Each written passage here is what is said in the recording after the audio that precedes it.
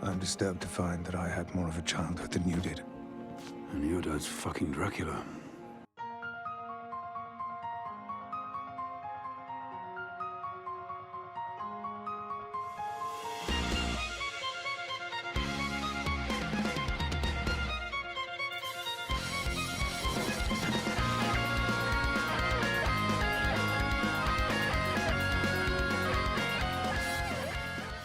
Hey there, folks. My name is Jacob. This is Weebservations, and right off the bat, I know you might be thinking, does this count, Dracula? The show is called Weebservations, right? And the general idea is to discuss Japanese anime, video games. Netflix's adaptation of Castlevania was written by a British man, produced entirely in Austin, Texas, and at most you could say it was animated largely in Korea by animators who also work on anime sometimes. But it's not anime. Technically, I know it's not anime. However, the source material is Japanese, and not only the story, but the aesthetic that inspired the whole show was illustrated and animated. The look, the feel, the lore, the aesthetic, all of that comes from Japanese source material, so I would say it's weeb adjacent enough to count for a Weebservations episode. And besides, I just really want to talk about this show because even if it's not strictly anime, Powerhouse Animation's Castlevania was easily one of the best anime adjacent things that I saw last year. Easily the best adaptation of a video game into TV movie form that I've ever seen. So I've got a lot to say. Godbrand, you've never met anything you didn't immediately kill, fuck, or make a boat out of. I like boats. I'm a fucking Viking. We're supposed to make boats out of things.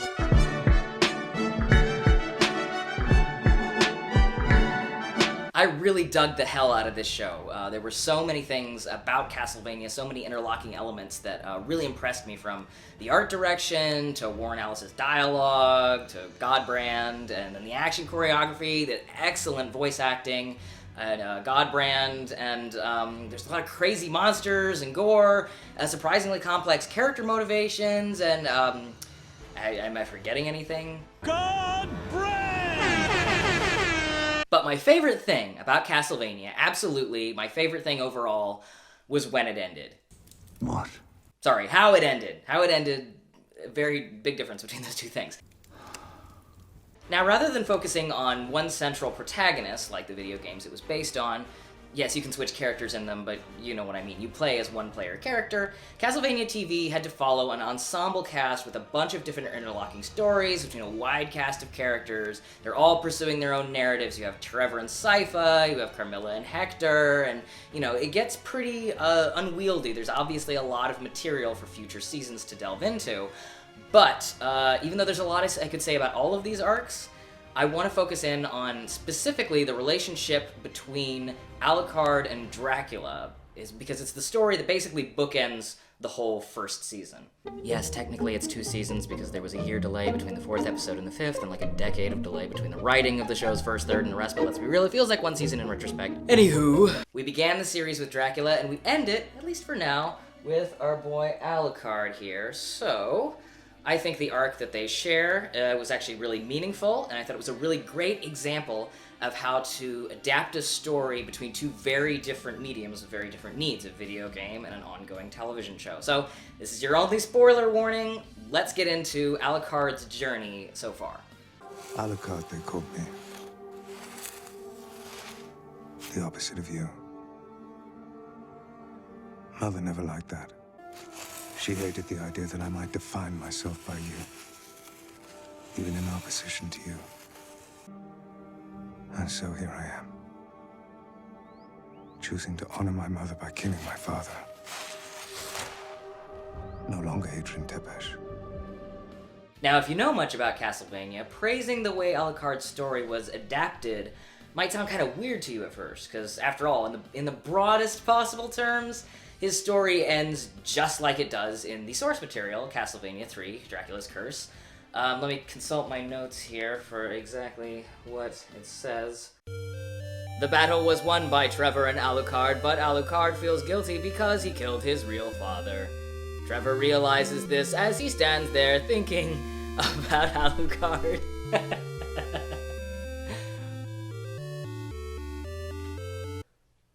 blunt. Now, with a television show, you gotta develop that ending beyond just a 28-word postscript. So naturally, Castlevania fans might think, you just pull from Symphony of the Night. That's the only other notable time that Alucard has had to confront his father. But here's the problem with trying to adapt either of those options too literally. Thematically, they're both very closed books. They're very complete. Now, yeah, on a metatextual level, we know this is a video game franchise. We know there's going to be more and more iterations that'll continue on into the future, make more money, yada da da da da da. But even though Dracula is going to come back over and over again, it always feels like the last time he's being beaten in the context of the video game you're playing itself. They want to give you that feeling of finality, of accomplishment after you've been playing for hours and hours and hours. The game's story is a done deal, and that's not necessarily good for an ongoing television series. Like, I joked about the bluntness of Castlevania 3, but looking at Symphony of the Night, it's a little too blunt for a television show as well. Alucard's problems with his dad are as resolved as they're going to get. Like, they swap Bible quotes, Drax's like, my bad for being a dick, word to your mother. Al is like, my blood is forever cursed, I'm gonna go take a depression nap until the Game Boy Advance comes out. Really? It's all a little too tidy and simplistic for the ongoing needs of a long-running TV show. It just offers too much closure too quickly, with at most like a quick teaser for the next adventure that may or may not ever happen. You may see there's a lot of video game film adaptations that kind of take this same tactic. Everybody's emotional conflicts, whatever they are resolved before the final battle or quickly during it. Everything just sort of comes to a big closure point quickly, and then they leave a little room at the end for like, oh, the next adventure. But, you know, as Super Mario Brothers and Tomb Raider and stuff like that have proven, that doesn't always mean you're gonna get a next adventure or that people are gonna show up for it. I aged very quickly. That may explain something. What? Perhaps you're just an angry teenager in an adult's body. If you're making something like a Castlevania television show, and you're only concluding the first part of a much longer story, you want to give the audience a stronger indication of where these characters could go in the future after they've accomplished their goal. You need to establish a stronger reason for the audience to care about showing up for the next part of their story, especially because they're going to have to wait for a year or maybe even longer before they actually get that new material.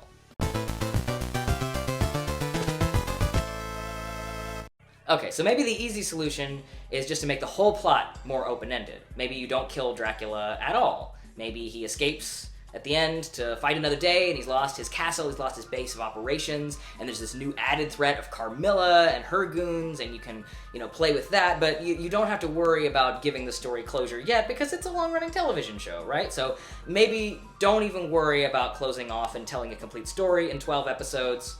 That's a valid approach, right? It's not only valid, but I would say it's a fairly common approach in television. Without spoiling anything about it, I would say that Powerhouse Animation's next project, Seis Manos, took exactly this approach.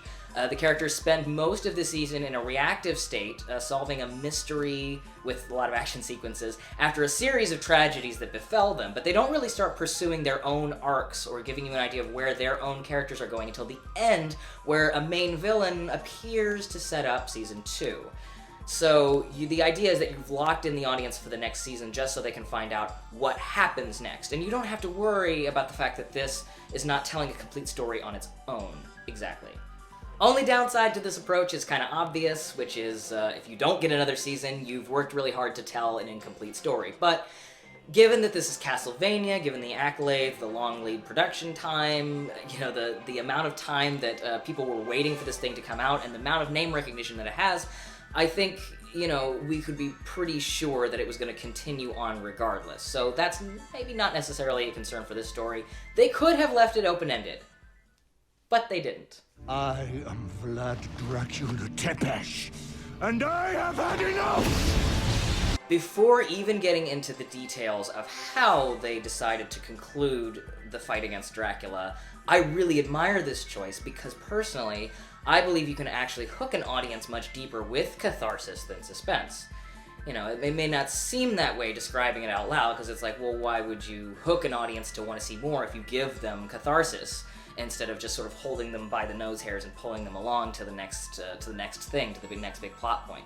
Well, I believe if you can give a character and the audience who cares about that character a significant feeling of resolution or change that stands on its own, it's going to wedge into your long-term memory, or even better, it's going to make its way into your heart. So you're going to remember that impact much longer than you're going to remember the feeling of, I was entertained and I do want to find out what happens next. You know, you play the long game, you gotta start landing punches early. You're giving me your home.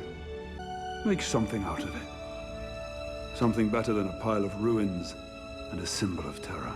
So if that's the philosophy we're going with, and the optimal solution is to somehow give Alucard the catharsis of achieving his goal, while still making it feel like his story has barely begun and he didn't really accomplish anything. How do you do both of those things? How do you give this character the conclusion that he wanted, that's emotional and final and feels like a complete story? He defeats his father, he saves humanity, but still leave us wanting so much more.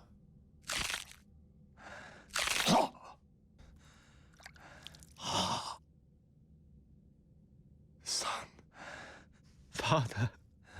Yeah! We beat the final boss, everybody! Achievement unlocked, I murdered my dad. New game plus, oh god, what do I do now? The way Alucard is characterized in this series, I think he half expected credits to start rolling while I Am the Wind starts playing and he strides off into the night like a badass, cape whipping in the wind, to slumber for a few centuries and completely avoid thinking about anything that just happened to him. And yeah, they could have decided to end the season that way. But when you're a vampire, killing your dad is basically just like having a really bad fight with your dad, where you don't talk to each other until next Thanksgiving, and you spend weeks thinking about it and dreading the inevitable fallout. To me, the decision to turn Dracula's death into this incredibly awkward anticlimax for Alucard, where more time is spent roaming the empty castle afterward than the actual fight itself, well, I think it's a brilliant choice. Because it's like the ending of a video game, but seen through the more complex lens that an ongoing television show can offer. In real life, and in a lot of well-written television, there's no final boss. If you have a goal in life that you are willing to die for, and you don't die reaching it, there's inevitably going to be an identity crisis that follows you when you wake up the next day and you have to ask yourself, now what? Alucard is basically still a child on the inside, with no meaningful relationships outside of his parents, of which he's now lost both of them. So he sees this loss as the end of his entire world, and he probably saw it that way long before it actually happened. Now that Alucard's family is gone, and they left him in a way that he didn't really see coming at all, he has to decide who he really is and who he wants to be, while passing the time surrounded by the emotional consequences of what he's done, which is kill his father. For now, this has left him completely paralyzed. Trevor got a much longer time to say goodbye to his past life. Seriously, they spent a really long time in that library. So he's grown up enough to let someone in who accepts him for who he is and eases his current loneliness. But Alucard? He's already beaten the game that he spent planning out in his head for the past year, and it didn't end his life. It's just made it more empty. Alucard's promise to Trevor prevents him from just going back to sleep forever like he did in the games, but at the same time, he doesn't actually want to live any longer. The only thing he can do is wait around in his castle, stewing in the misery of his own feelings, and now that there's nowhere left to run away from all those intense emotions. If that sounds familiar to you, it's because history is repeating itself. Is this how the castle felt to you? Before my mother first arrived at your door. Despite all his efforts, Alucard has basically just taken his dad's place, down to sitting in the same pose, on the same throne, right in the middle of his childhood bedroom. This is also what his mother was warning him about when she encouraged him to live as Adrian Tepesh instead of Alucard. Defining himself in opposition to his father just means they're walking down the same road on opposite sides. Ultimately, Castlevania's first story arc is satisfying because it finds the right balance between the closure of killing Dracula and how that would affect the characters, and the suspense of what lives they have to pick up after this is over. Alucard has to live for centuries after this, and he's probably gonna have to kill Dracula again. So I hope by the time that happens, Alucard has finally figured out what he really wants to say to his father, and what he's really doing this for. Let us just conclude this thing. So in some ways, it feels like we've gone on a complete journey with all these characters, and in others, it feels like we're starting back at square one, and we have no idea where any of that's going to go. And that's exciting. That is a difficult magic trick to pull off in a story if you're starting it from scratch, and it's even more impressive in adaptation given the story limitations of Castlevania as a game being literally translated, in contrast to the incredible story potential that Castlevania as a franchise has to be translated into a series like this. So, yeah, I for one cannot wait to see what kind of character little Alucard here becomes in Season 3. And if you liked this video, I would love it if you would check out my Patreon and link below. I absolutely cannot do this kind of work without your support. And I also make exclusive video content that is only available to patrons, if you want to check that out. There's a wealth of videos of me talking about the current and past anime seasons, some old reaction videos, and just full breakdowns of what I think of all this season's anime, if that's something you're interested in.